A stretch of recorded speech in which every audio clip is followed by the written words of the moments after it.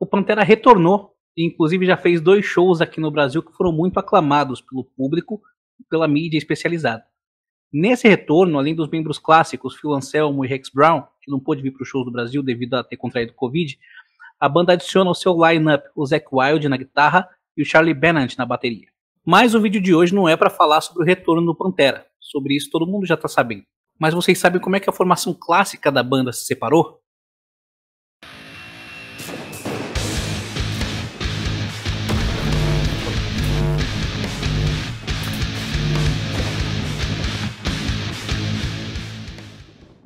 O Pantera foi formado no começo da década de 80 pelos irmãos Abbott, o guitarrista então Diamond Darrell e o baterista Vinnie Paul. O Rex Brown se junta à banda no ano seguinte da sua fundação e o Phil Anselmo assume os vocais da banda no ano de 1987. Essa formação transformou o som e a estética da banda do rock farofa para o metal pesado e a partir do Cowboys from Hell, lançado em 1990, a banda deixou de ser só mais uma. Detalhe é que o Pantera quase se separa já no começo dessa formação clássica, inclusive antes de lançar o Cowboys from Hell. Isso porque o Dimebag Darrell foi chamado para tocar no Megadeth. Esse fato foi confirmado inclusive pelo Dave Mustaine, que disse ter ligado para o Dimebag e chamado ele para se juntar à banda. Acontece que o Dime disse que só se juntaria ao Megadeth se ele pudesse levar o irmão para ser o baterista da banda, e o Dave Mustaine já tinha contratado o Nick Menza. Então a entrada do Dimebag no Megadeth não rolou. O Mustaine contrata o Marty Friedman e em 1990 o Megadeth lança o Rust in Peace, enquanto o Pantera, com o Dimebag e o Vinnie Paul lançam o Cowboys from Hell e o resto é história. Cara, vocês já pensaram que a gente podia não ter nem o Cowboys from Hell e nem o Rust in Peace, pelo menos não do jeito como a gente conhece ele? Enfim. Esse evento da não entrada do Dime pro Megadeth já mostra o quanto os irmãos Abbott eram unidos, a ponto do Dimebag recusar o Megadeth só por não poder levar o irmão junto. Fato é que depois do Cowboys from Hell a banda decolou, tocou com bandas como Judas Priest, Exodus, Sepultura, Suicidal Tendencies e no famoso Monsters in Moscow com Metallica e o AC/DC. Na sequência, em 1992, eles lançam o maravilhoso Vulgar Display of Power, disco que vende mais de 2 milhões de cópias, alcança o lugar 44 na Billboard 200 e se mantém nas paradas americanas por impressionantes 79 semanas. O Far Beyond Driven é lançado em março de 94 e faz a banda continuar a sua ascensão, levando o Pantera para o topo da Billboard 200. Eu não estou falando da Billboard Rock, não é a parada de rock, é a parada geral. O Pantera chegou em primeiro lugar nas paradas americanas com o Far Beyond Driven. Além disso, o disco ganha a certificação de platina, vendendo mais de 500 mil cópias em apenas 2 meses, e tem a sua primeira indicação para o Grammy, pelo single I'm Broken. O sucesso da banda era gigante, mas aí começaram alguns problemas. E esses problemas foram retratados nas letras do Far Beyond Driven. Por exemplo, a letra da música I'm Broken fala sobre os constantes problemas de dor nas costas que incomodavam muito o Phil Anselmo. Isso começou a fazer o comportamento do Phil Anselmo mudar bastante, principalmente a partir de 1995, quando a banda voltou para a estrada, segundo os irmãos Abbott. Em 2014, no aniversário de 20 anos do Far Beyond Driven, a Revolver entrevistou os membros remanescentes da banda para falar sobre o disco, e o Vinnie Paul falou sobre essa época, abre aspas. Quando pegamos a estrada foi quando as rodas começaram a falhar, e as pessoas não sabiam o que as outras pessoas estavam fazendo. O Phil tinha o seu próprio ônibus, as coisas começaram a se transformar no que se transformaram no final. O Phil começou a se isolar do resto de nós. Chegou a um ponto em que não nos víamos até cerca de 20 ou 30 minutos antes do show. Você nunca sabia se ele estaria de mau humor ou de bom humor. Você só esperava que fosse bom o suficiente para passar pelo show. Alguns dos shows não eram tão bons quanto costumavam ser, e ele começava seus discursos e continuava por 20 minutos enquanto ficávamos parados e olhávamos para ele, tipo, que porra você tá dizendo para essas pessoas, cara? Eles querem nos ouvir tocar algumas músicas, vamos tocar um pouco de música.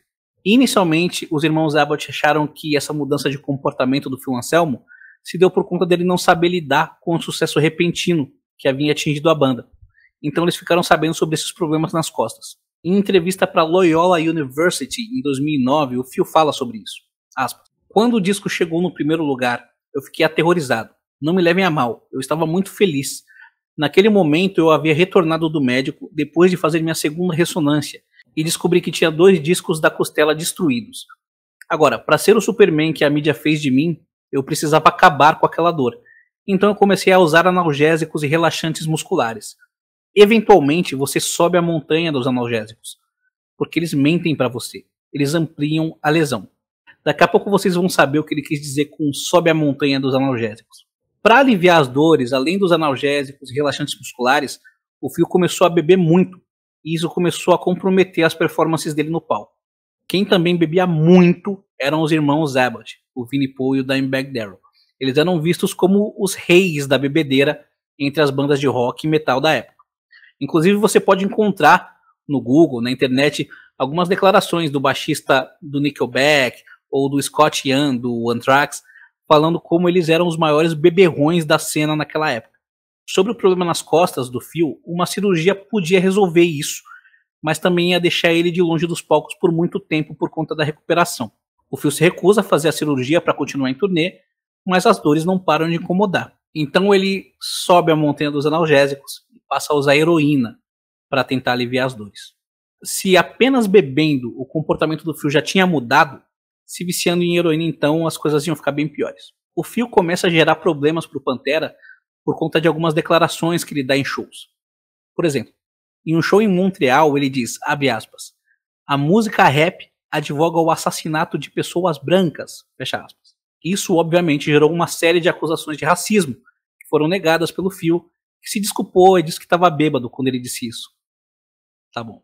Também em 95 é lançado o primeiro disco da banda Down, projeto paralelo do Phil Anselmo, um disco chamado Nola.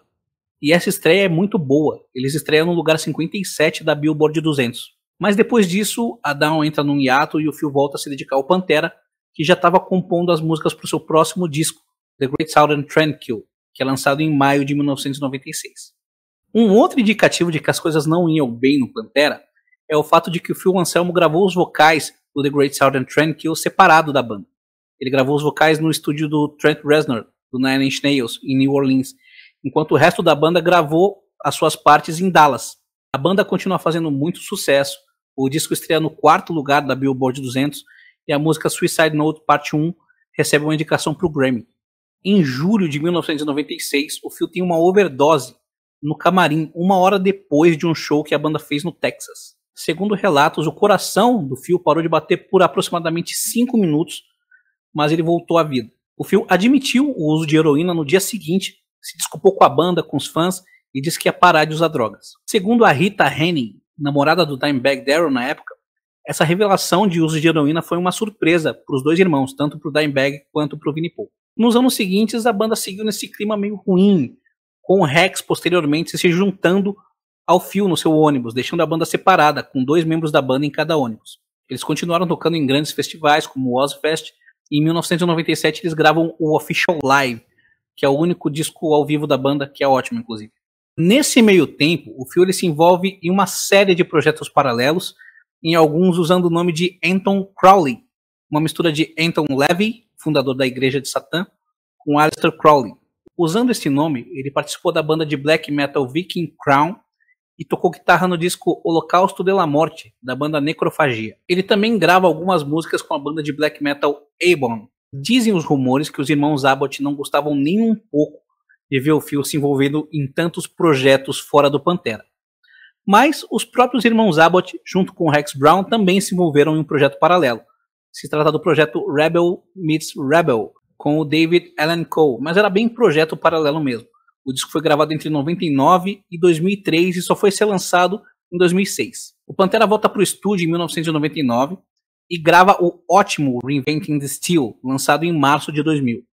Pelos relatos, o Phil consegue gravar o disco sóbrio, mas na sequência ele volta ao abuso de drogas. A banda tem que cancelar uma turnê que eles tinham planejada para o final do ano de 2000, porque o Phil Anselmo toma um tombo e quebra uma costela.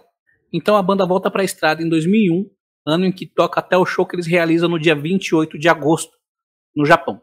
Esse seria o último show da formação clássica do Pantera.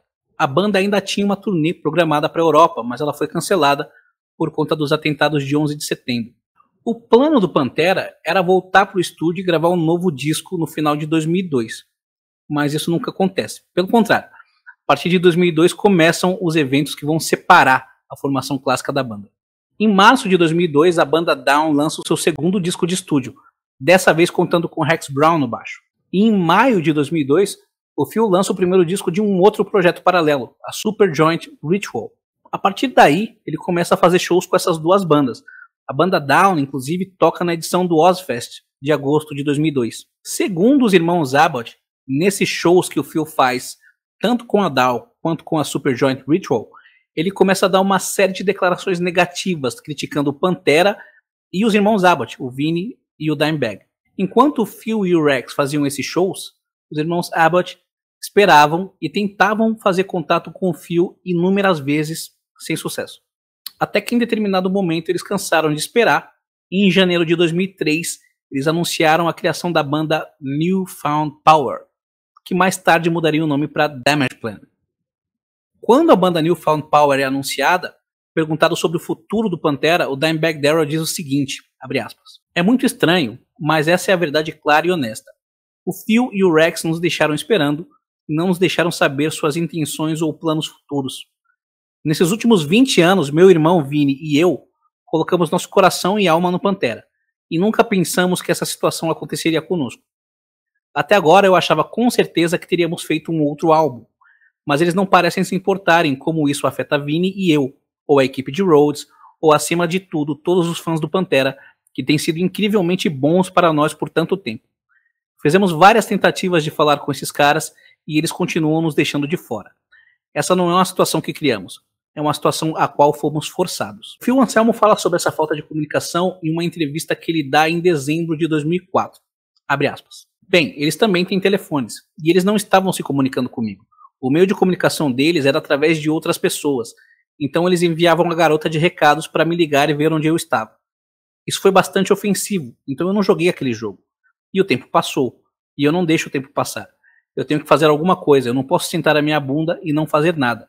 Eu tenho que fazer alguma coisa, e deve ser algo musical. A primeira vez que um membro do Pantera anunciou que a banda havia acabado de fato, foi em novembro de 2003, quando Dimebag Darrell, em entrevista para a UK's Rock Sound Magazine, disse o seguinte, abre aspas, assim, acabou oficialmente desde que nosso vocalista começou a anunciar isso nos palcos dos Estados Unidos. Ele ameaçou antes, mas quando ele começou a anunciar na imprensa e no palco foi quando se tornou oficial. Ele nunca teve a decência de falar conosco sobre isso. Ninguém retornava nossas ligações, então eu e o Vinnie apenas sentamos em casa sem saber o que diabos estava acontecendo. Anos mais tarde, o Vinnie Paul, em entrevista à Revolver, falou o seguinte sobre a separação do grupo. Nunca houve uma separação oficial da banda. Ela nunca se separou oficialmente. Quando terminamos a última turnê que fizemos, em 2001, realmente não nos falamos por cerca de um ano.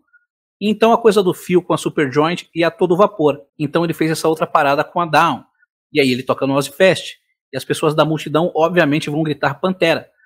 Então ele faz esses discursos de foda-se o Pantera, essa banda está morta. Nós pensamos, de onde ele tirou isso? Aquilo foi uma novidade para mim. Foi assim que tudo começou.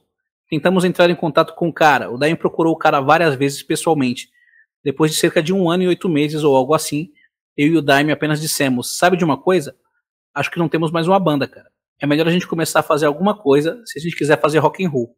E eu tenho esses riffs legais. E foi assim que surgiu o Damageplan. A Revolver também entrevistou o Phil Anselmo para falar sobre a separação do grupo e ele disse o seguinte, abre aspas. Eu lembro de ouvir a notícia de que eles iriam começar essa banda, Damageplan. Eu pensei que talvez fosse um projeto paralelo.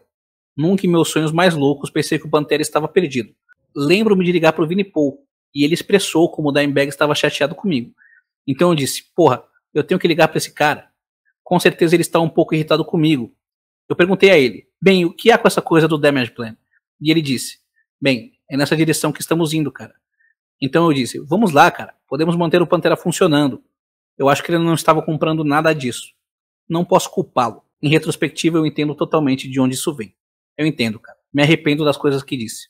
Embora o anúncio do fim do Pantera tenha sido feito em novembro de 2003 pelo Dimebag, eu acredito que foi uma troca de farpas que rolou em 2004 que impediu que a formação clássica da banda, ou pelo menos os membros remanescentes da banda, enquanto o Vinnie Paul ainda estava vivo, acontecesse.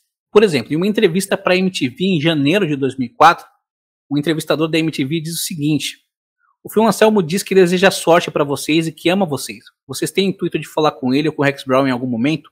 E a resposta dos irmãos Abbott é um pouco irônica. Aspas pro Dimebag. Bem, ele tem os nossos telefones. Aspas pro Vinnie Paul agora. Eu não falo com ele há 2 anos. O Dime também não.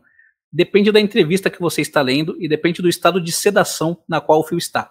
Durante o ano de 2004, o Dimebag dá algumas declarações e entrevistas dizendo que o Phil havia voltado a usar heroína. E na edição de Natal da Metal Hammer daquele ano, o Phil Anselmo dá uma entrevista bombástica, inclusive respondendo às alegações de que ele havia voltado a usar heroína feitas pelo Dimebag. Abre aspas. Que cara estúpido e superficial. Como ele saberia o que eu faço? E a propósito, estou totalmente sóbrio há 3 anos e meio. Nessa entrevista ele também bota a culpa da separação do Pantera basicamente em problemas entre ele, Phil Anselmo, e o Dimebag. Acho que mais ou menos isso reside entre o Dimebag e eu. Nunca houve um ponto em que ele não pudesse ficar bêbado, o que acontecia praticamente todos os dias.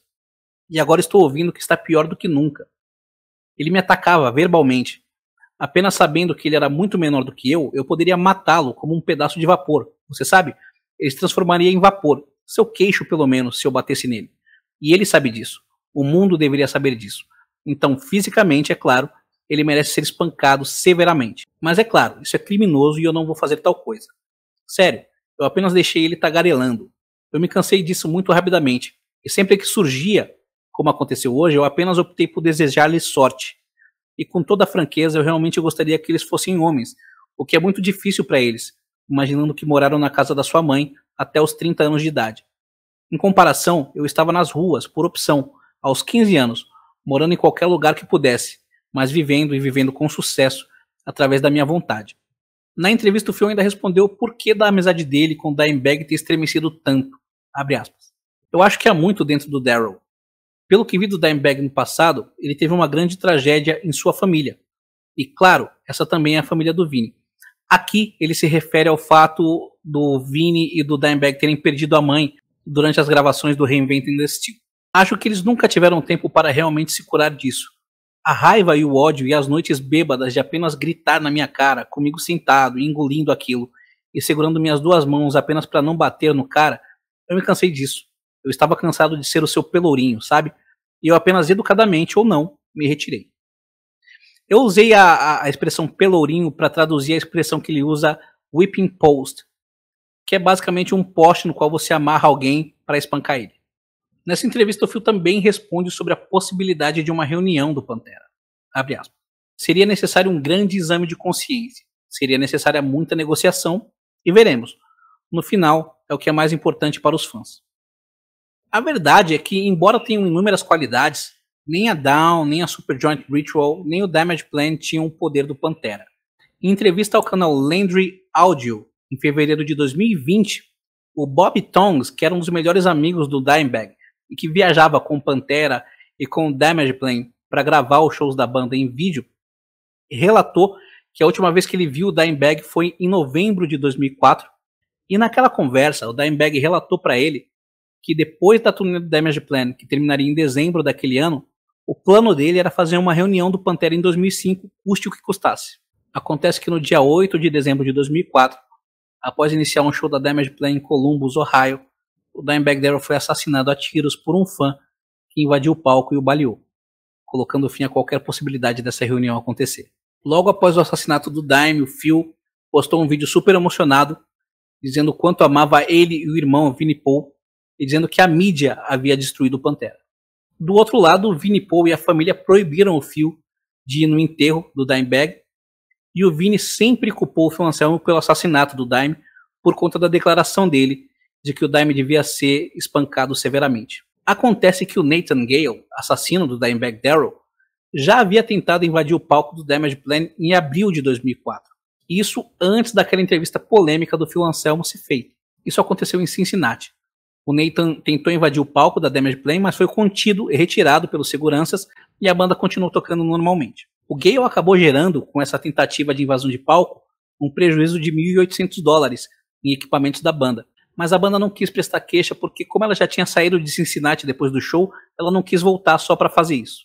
Até a sua morte, em 2018, o Vinnie Paul recusou todas as tentativas de reunião do Pantera e sempre criticou todo mundo que vivia pedindo essa reunião. A reunião aconteceu sem o Vinnie Paul, sem o Dimebag Darrell, mas com a autorização da família Abbott, e aqui estamos nós. Bom, quem chegou até o final desse vídeo, eu peço encarecidamente que deixe o feedback, porque é sempre bom saber onde a gente pode melhorar, beleza?